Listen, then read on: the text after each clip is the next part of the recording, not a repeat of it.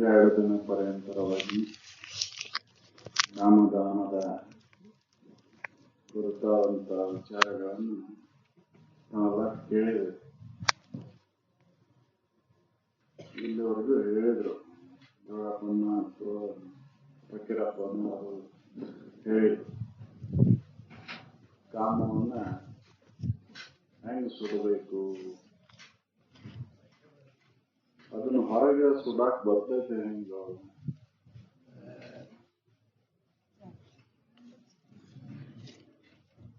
ಕಾಮವನ್ನ ನಾವು ಸಾಂಕೇತಿಕವಾಗಿ ಹೊರಗೆ ಒಂದು ಏನೋ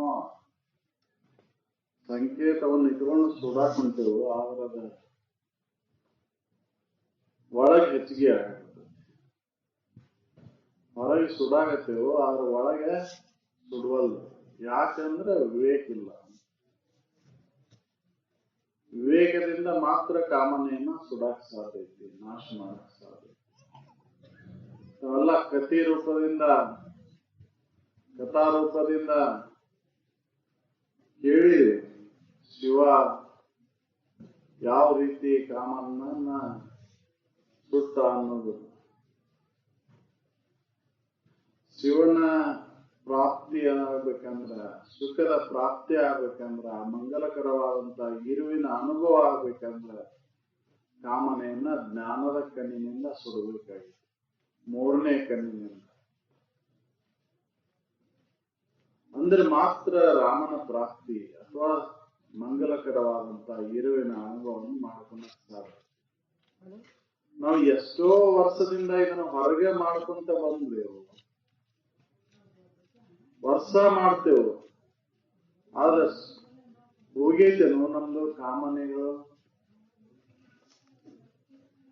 ಕಾಮನೆಗಳು ಹೋಗೇ ಇಲ್ಲ. ಎಂದಿನಂತೆ ಅವಾದ ಮತ್ತೆ ಸುಟ್ಟ ಮೇಲೆ ಉಳಿಬಾರ್ದಾಗಿತ್ತವು. ಎಂದಿನಂತೆ ಕಾಮ, ಕ್ರೋಧ, ಮೋಹ, ಮದ, ಮತ್ಸರಗಳು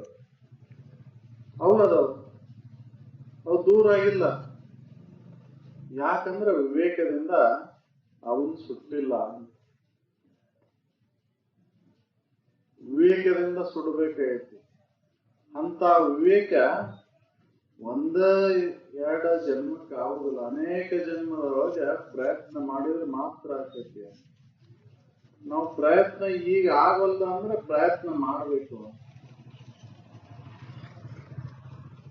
ಸಾಕಷ್ಟು ಅನುಭವಗಳ ಇದನ್ನ ತಿಳಿಸುವಂತ ಬಂದ್ರು ಕೂಡ ನಾವು ಈ ಕಡೆ ಲಕ್ಷ ಕೊಡುವಲ್ಲಿ.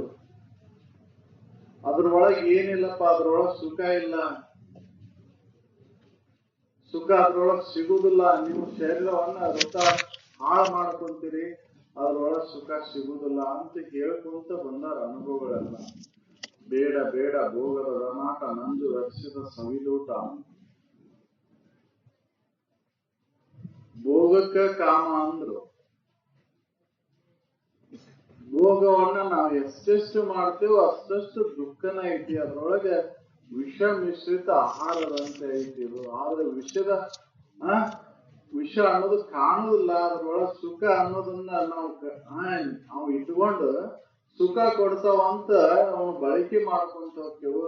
ಆದ್ರ ಮುಂದೆ ಏನಾಕತಿ, ವಿಷವಾಗಿ ಪರಿವರ್ತನೆ ಆಕತಿ.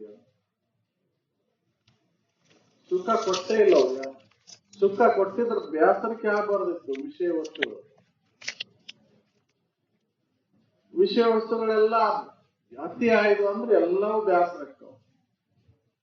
ಅದಕ್ಕೆ ಅವನಿಗೆ ಎಷ್ಟು ಬೇಕು, ಎಷ್ಟು ಅದಕ್ಕೆ ಇದು ಬೇಕು ಅಷ್ಟನ್ನು ಮಾತ್ರ ಉಪಯೋಗ ಮಾಡಬೇಕು. ಅತಿ ಆತಂದ್ರೆ ಎಲ್ಲವೂ ವಿಷ ಆಗ್ತೈತಿ. ಯಾವ ಇಂದ್ರಿಯಗಳನ್ನ ನಾವು ಬೆನ್ನ ಹಾಕ್ತೇವೋ ಆ ಇಂದ್ರಿಯಗಳೆಲ್ಲ ಸ್ಥಿತಿಲಕ್ಕೋ ಅಂತ ಬರ್ತಾವ. ಅದಕ್ಕೆ ಅವರು ಈ ವಿಷಯದ ಮೇಲಿನ ಆಸೆಯನ್ನ ಬಿಡಬೇಕು ಅಂತ ಹೇಳಿ. ಯಾಕೆ ಇದನ್ನ ಬಿಡಬೇಕು ಅಂದ್ರೆ, ಇದು ಉತ್ತಮರ ಸಂಘದೊಳಗೆ ಬರಾಕ್ ಬಿಡೋದಿಲ್ಲ. ಇದು ಈ ಆಶೆ ಅನ್ನೋದು ಉತ್ತಮರ ಸಂಘಕ್ಕೆ ಕರ್ಕೊಂಡು ಹೋಗೋದಿಲ್ಲ. ಇದು ಯಾರ್ಯಾರಿಗೆ ಯಾವ ಆಸೆ ಅದಾವ ಅಂತವ್ರ ಸಂಘವನ್ನ ಮಾಡಕ್ ಹಚ್ತೈತಿ. ಮತ್ತ ಇದನ್ನ ಆಶೆಗೆ ಬೆನ್ನ ಹತ್ತವರಿಗೆ ಜನರು ಹೌದು ಅನ್ನೋದಿಲ್ಲ. ಜನರಿಂದ ದೋಷಗಳು ಬರ್ತಾವ. ಹೌದಲ್ಲಿ ವಿಚಾರ ಮಾಡಿ ನೋಡಿದ್ರ ಜನರೆಲ್ಲ ಅಪಾಸ್ಯ ಮಾಡ್ತಾರ. ಅದಕ್ಕೆ ಇದನ್ನ ಬಿಡಬೇಕು ಅಂತ, ಈ ವಿಷಯ ವಸ್ತುಗಳ ಮೇಲೆ ಇರ್ತಕ್ಕಂತ ಏನು ಮಮಕಾರ ಆಸೆಯನ್ನ ಬಿಡಬೇಕು. ಯಾಕೆ ತನ್ನ ಇರುವಿಕೆಯನ್ನ ಗೊತ್ತು ಮಾಡಿಕೊಡೋಲ್ದಿದು. ನಾ ಸಚ್ಚಿದಾನಂದಮಯ ಸ್ವರೂಪನ ಇದ್ರೂ ಕೂಡ ನಾನು ಏನದೀನಿ ಅದನ್ನ ತಿಳುವಳಿಕೆಯನ್ನು ಮಾಡ್ಕೊಂಡಾಗ ಯಾಕಾಗಲ್ಲ ಅಂದ್ರೆ ಈ ವಿಷಯ ವಸ್ತುಗಳ ಮೇಲೆ ಇರ್ತಕ್ಕಂತ ಮಮಕಾರ, ಬಯಕೆ, ಇಚ್ಛೆ, ಇದರಿಂದನ ಅದನ್ನ ನನ್ನ ಇರುವಿನ ಅನುಭವವನ್ನು ಮಾಡ್ಕೊಂಡಾಗ ಅದಕ್ಕೆ ಇದನ್ನ ಮೊದಲಿಗೆ ಬಿಡಬೇಕು ಅಂತ. ಯಾರು ಸುಖದ ಇಚ್ಛೆ ಐತಿ, ಯಾರು ಸುಖವನ್ನ ಬೇಕಂತೀರಿ, ಶಾಶ್ವತವಾದಂತ ಸುಖ ಬೇಕಂತೀರಿ, ಅವರು ಮೊದಲೇಕೆ ಬಿಡಬೇಕು ಇದನ್ನ ಅಂತೇಳಿ. ಬಿಡಬೇಕು ಬಲು ಹಿಂದೆ ಬರಿದೆ ತನ್ನ ಇರುವ ಕೆಡಿಸುವ ಕಾಮಗಳನ್ನು ಕಂಡ ಯೋಗಿಯ. ಯೋಗಿಗಳಂದ್ರೆ ಯಾರು ಸುಖದ ಇಚ್ಛೆ ಐತಿ, ಸುಖ ಶಾಶ್ವತವಾದಂತ ಸುಖವನ್ನು ಹೊಂದಬೇಕನ್ನುವಂತ ಇಚ್ಛೆ ಉಳ್ಳವರದಿರಿ, ಅವರು ಮೊದಲೇಕೆ ಇದನ್ನ ಕಾಮನೆಯನ್ನ ಬಿಡ್ರಿ ಅಂತ. ನಾವು ವಿಷಯಗಳನ್ನ ಹೊಂದಾಕ ಪ್ರಯತ್ನ ಮಾಡ್ತೇವೆ, ಅದರಿಂದ ಸುಖ ಐತೆ ಅಂತ ತಪ್ಪು ತಿಳ್ಕೊಂಡೆ. ವಿಷಯ ವಸ್ತುಗಳಿದ್ರೆ ಮಾತ್ರ ಸುಖ ಐತಿ, ವಿಷಯ ವಸ್ತುಗಳಿಲ್ಲ ಅಂದ್ರೆ ಸುಖ ಇಲ್ಲ ಅಂತ ತಿಳ್ಕೊಂಡೇವ್ ನಾವು. ಅದಕ್ಕೆ ವಿಷಯ ವಸ್ತುಗಳನ್ನ ಸಂಗ್ರಹ ಮಾಡಕ್ಕೆ ನಾವು ಪ್ರಯತ್ನ ಮಾಡೋದು. ಅವನು ಎಷ್ಟು ಸಂಗ್ರಹ ಮಾಡಿದ್ರು ಸುಖ ಸಿಕ್ಕಿಲ್ಲ. ಯಾಕಂದ್ರೆ ನೋಡು ನೀ ಅನುಭವದಿಂದ. ಶಬ್ದವನ್ನ ಅವಲಂಬನೆ ಆದಾಗ ನೋಡು, ರೂಪವನ್ನ ಅವಲಂಬನೆ ಆದಾಗ ನೋಡು, ಗಂಧವನ್ನ ಅವಲಂಬನೆ ಆದಾಗ ನೋಡು, ರಸವನ್ನ ಅವಲಂಬನೆ ಆದಾಗ ನೋಡು, ಸ್ಪರ್ಶವನ್ನ ಅವಲಂಬನೆ ಆದಾಗ ನೋಡು, ಸುಖ ಕೊಟ್ಟವನ ನಿನಗ. ನಾವು ಅನುಭವದಿಂದ ನೋಡೋದು ಬರೀ ಇಂದ್ರಿಯ ಸುಖ ಸುಖ ಅಂತ ತಿಳ್ಕೊಂಡ್ಬಿಟ್ಟೆವು. ಆ ಇಂದ್ರಿಯ ಸುಖಕ್ಕಾಗಿ ನೀ ಅನೇಕ ಜನ್ಮಗಳನ್ನ ಕಳ್ಕೊಂಡು ಬಂದಿ ಅಂತ. ಅದಕ್ಕ ಈಗ ಈ ಶರೀರವನ್ನ ಆ ನಿಜವಾದಂತ ಸುಖವನ್ನ ಅನುಭವಿಸೋ ಸಲುವಾಗಿದ್ದನ ಇದನ್ನು ಸವಸು ಅಂತ ಹೇಳ. ನಿನಗೊಂದು ದೇಹವನ್ನು ಕೊಟ್ಟು ತಪವಾಂತ ಗುರು ಶಂಭುಲಿಂಗವಾಗಿರಲಲ್ಲೇ ಮನುಜ. ಇದು ಒಂದು ದೇಹ ಆ ನಿಜವನ್ನು ಅರಿವು ಸಲುವಾಗಿದ್ದನ ಉಪಯೋಗ ಮಾಡಿಕೊಂಡು ಆ ಸ್ಥಿತಿಯನ್ನು ಪಡೆಯುವ ಸಲುವಾಗಿದ್ದನ ಈ ದೇಹ ಧಾರಣೆಯನ್ನು ಮಾಡಿ ಬಂದಿರ್ತೀವಿ. ಅದನ್ನ ಬಿಟ್ಟು ನಾವು ಏನ್ ಮಾಡಾಕತ್ತೇವೆ, ಹಿಂದಿನ ಸಂಸ್ಕಾರದ ಉಳಿಮೆಗೆ ಅನುಸಾರವಾಗಿ, ಹಿಂದಿನ ವಾಸನೆಗೆ ಅನುಸಾರವಾಗಿ ಮತ್ತ ವಿಷಯದೊಳಗ ಸುಖವನ್ನು ಆರಿಸ್ಕೊಂತೇವೆ. ಎಲ್ಲರಿಗೂ ಒಂದ ವಿಷಯ ವಸ್ತು ಮೇಲೆ ಬಯಕೆ ಇಲ್ಲ. ಯಾಕಂದ್ರೆ ಅವ್ರ ಸಂಸ್ಕಾರದ ಹಿಂದಿನ ಸಂಸ್ಕಾರ, ಕೆಲವೊಬ್ಬರಿಗೆ ರೂಪದ ಮೇಲೆ, ಕೆಲವೊಬ್ಬರ ಮೇಲೆ, ಕೆಲವೊಬ್ಬರು ಗಂಧದ ಮೇಲೆ, ಕೆಲವೊಬ್ಬರು ಸ್ಪರ್ಶವನ್ನ, ಕೆಲವೊಬ್ಬರು ರಸವನ್ನ ಅವಲಂಬನೆ ಆಗಿ ಅದರೊಳಗೆ ಸುಖ ಆಯ್ತಂತ ಅವನ್ ಅಂತ ವಸ್ತುಗಳನ್ನ, ಆ ಶಬ್ದ ಸ್ಪರ್ಶ ರೂಪ ರಸ ಗಂಧಗಳನ್ನ ಅವಲಂಬನೆಯಾಗಿ ಅಂತ ವಸ್ತುಗಳನ್ನ ಪಡೆಯಾಕ ಪ್ರಯತ್ನ ಮಾಡಕತ್ತೇವೆ. ಅವನ್ ಹಿಂದ ಅನೇಕ ಜನ್ಮದೊಳಗೆ ಒಂದೊಂದು ವಿಷಯಕ್ಕಾಗಿ ಒಂದೊಂದು ಜನ್ಮ ಹೋಗ್ಯಾವು. ಆಗಲ್ಲಿ ಹೇಳಿದ್ರಲ್ಲ, ಅಳಿಲು, ಮೀನು, ಪತಂಗ, ಇವೆಲ್ಲ ಮೃಗ ಎದಕ್ಕಾಗಿ, ಆನೆ, ಇವೆಲ್ಲ ಎದಕ್ಕೆ ಹೋದವು ಅಂತಂದ್ರೆ ವಿಷಯ ವಸ್ತುಗಳನ್ನ ಬೆನ್ನ ಹತ್ತಿ ಅದ್ರೊಳಗೆ ಸುಖ ಆಯ್ತಂತ ಬೆನ್ನ ಹತ್ತಿ ತಮ್ಮ ಶರೀರವನ್ನ ಕಳ್ಕೊಂಡು.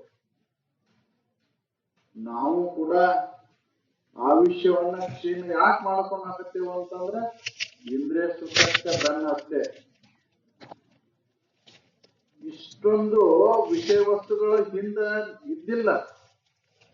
ಹಸ್ದಾಗ ಉಂಟಿದ್ರು, ದುಡಿತಿದ್ರು, ನಿದ್ರೆ ಮಾಡ್ತಿದ್ರು, ಆರಾಮಿದ್ರು. ಆದ್ರೆ ನಾವು ಇವತ್ತ ಶಬ್ದದೊಳಗೆ 100 ನಮೂನಿ ಮಾಡ್ಕೊಂಡೆವು, ಗಂಧದೊಳಗೆ 108, ರೂಪದೊಳಗೆ ಅನೇಕ ಮಾಡ್ಕೊಂಡು ಅವು ಸುಖ ಕೊಡ್ತಾವು ಅಂತ ನಾವು ಅವನ್ ಬೆನ್ನ ಹತ್ತಿ ತಿರ್ಗಾಕತ್ತೀವಿ. ಅದಕ್ಕೆ ನಮಗೆ ಏನಾಗಕತ್ತೈತಿ ಅಂದ್ರ ದುಃಖ ಆಗತ್ತೆ. ಆ ದುಃಖ ಎದರಿಂದ ಪರಿಹಾರ ಆಕೈತಿ ಅಂದ್ರ ತಿಳುವಳಿಕೆಯಿಂದ. ಅಜ್ಞಾನದಿಂದ ಬಂದಂತ ದುಃಖವನ್ನ ಅಜ್ಞಾನದ ಕಾರ್ಯದ ಮುಖಾಂತರ ಕಳ್ಕೊಳ್ಳಕ್ಕಾಗುದಿಲ್ಲ. ಈಗ ನಾವು ಸುಡ್ತಕ್ಕಂತ ಕಾಮ ಏನದು ಹೊರಗೆ ಸುಡ್ತೇವಲ್ಲ, ಇದು ಅಜ್ಞಾನದ ಕಾರ್ಯ. ಇದರಿಂದ ಸುಖ ಸಿಗುವುದಿಲ್ಲ, ಅಜ್ಞಾನ ನಾಶ ಆಗುವುದಿಲ್ಲ. ಕಾಮ ಎಷ್ಟು ಹೊರಗೆ ಸುಟ್ಟರು ಕೂಡ ಕಾಮ ಹೋಗಿಲ್ಲ. ಯಾಕಂದ್ರೆ ಅದು ಹೊರಗೆ ಮಾಡೋದಲ್ಲ. ಕಾಮ ಎಲ್ಲೈತಿ? ಒಳಗೈತಿ. ಅದು ಅಜಡ ಐತಿ. ಜಡವಾದದ್ದನ್ನು ಸುಟ್ರ ಅಜಡದ ಆ ಕಾಮ ಹೋಗುದಿಲ್ಲ. ಒಳಗೆ ಮನಸ್ಸಿನಾಗ ಐತದು. ಅದಕ್ಕೆ ವಿವೇಕ ಬೇಕಾಗೈತಿ, ಜ್ಞಾನ ಬೇಕಾಗೈತಿ. ಜ್ಞಾನವನ್ನು ನಾವು ಮಾಡ್ಕೋಬೇಕಾಗೈತಿ. ಆ ಜ್ಞಾನ ಅನುಭವಗಳ ಗುರುಗಳ ಹತ್ರ ಸ್ಮೃತಿಗಳ ಒಂದು ಓದೋದು, ಅದನ್ನ ಕೇಳುದು, ಅದನ್ನ ವಿಮರ್ಶನೆ ಮಾಡಿ ನಾನು ಅಳವಡಿಸ್ಕೊಳೋದ್ರಿಂದ ಮಾತ್ರ ಸಾಧ್ಯ ಐತಿ. ನಾವು ಅದನ್ನು ಮಾಡುದಿಲ್ಲ. ಮತ್ತ ಅಜ್ಞಾನದ ಕಾರ್ಯಕ್ಕೆ ನಾವು ಬೆನ್ನ ಹತ್ತೇವಂತ ನಮ್ಗೆ ಎಷ್ಟು ದಿನ ಆದ್ರೂ ಕಾಮನೆಯನ್ನ ಕಳ್ಕೊಳಕ್ಕಾಗಿಲ್ಲ. ಅದಕ್ಕೆ ನಾವು ಏನ್ ಮಾಡ್ಬೇಕಾಗೈತಿ ಅಂದ್ರೆ ಜ್ಞಾನ ಮಾರ್ಗವನ್ನು ಅವಲಂಬನೆ ಆಗ್ಬೇಕಾಗೈತಿ. ಕರ್ಮ ಮಾರ್ಗದೊಳಗೆ ನಾವು ಕರ್ಮವನ್ನು ಮಾಡಿ ಸುಖ ಹೊಂದಾಕ ಆಗುದಿಲ್ಲ. ಅದಕ್ಕೆ ಅವರು ಅನುಭವಗಳು ಹೇಳಿದ ದುಃಖವನ್ನೇ ತತ್ಸುಖವೆಂಬುವರು ಅವಿವೇಕಿಗಳು ಅಂತ. ಸುಖ ಅಂತ ಕಾಣ್ತೈತೆ ಅದ್ರೊಳಗೆ, ಕರೆ ಆದ್ರೆ ಅದ್ರೊಳಗೆ ಸುಖ ಕೊಟ್ಟಿಲ್ಲ. ದುಃಖನ ಐತಿ ಅದು, ಆದ್ರ ಸುಖ ಅದ್ರೊಳಗಿಲ್ಲ. ಅದನ್ನ ನಾವು ಭಾವಿಸ್ಕೊಂಡ ಸುಖ ಐತೆ ಅಂತ. ಅದಕ್ಕೆ ಅವರು ಅದನ್ನ ಬೆನ್ನ ಹತ್ತಿದವರೆಲ್ಲ ಅವಿವೇಕಿಗಳು ಅಂತ. ಅದಕ್ಕೆ ನಾವು ವಿವೇಕವಂತರಾಗಬೇಕಾಗೈತಿ, ಜ್ಞಾನವನ್ನ ನಂಬಬೇಕಾಗೈತಿ. ನಾನು ಯಾರು, ನನ್ನ ನಿಜವೇನು, ಇದನ್ನು ತಿಳ್ಕೊಂಡ ಮಾತ್ರ ಈ ಕಾಮನೆಯನ್ನು ದೂರ ಆಕೈತಿ. ಅವಾಗ ಸಂತೃಪ್ತ ಕಾಮ ಅಂತ ಹೇಳ್ತಾರೆ. ಕಾಮ ಯಾವಾಗ ಸಂತೃಪ್ತ ಆಕನ ಅಂತ ತನ್ನ ನಿಜವನ್ನ ಅರ್ಥ ಅವಾಗ ಸಂತೃಪ್ತ ಆಕೈತಿ.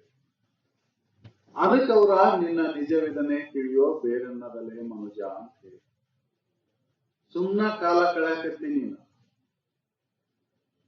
ಕಾಮನೆಯನ್ನ ತೃಪ್ತಪಡಿಸ್ಕೋಬೇಕಂದ್ರೆ ವಿಷಯ ವಸ್ತುಗಳಿಂದ ತೃಪ್ತ ಆಗುದಿಲ್ಲ.